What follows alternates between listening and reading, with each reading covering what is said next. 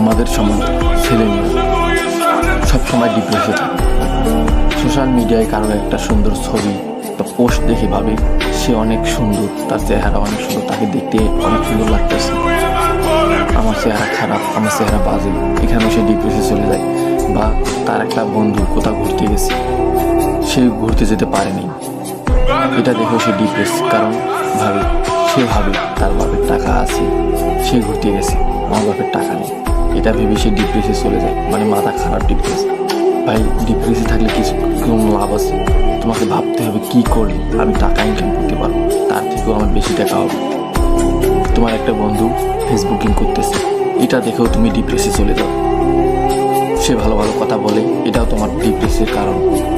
সে কথা বলতে পারে, তুমি কথা বলতে পারো না, ভাবছো তুমিও কন্টেন্ট ক্রিয়েটার করবা, কিন্তু তোমার ভালো ক্যামেরা নেই, ভালো মাইক ফিস নেই, ভালো একটা লোকেশন নেই, এই জন্য করতে পারতেছো না।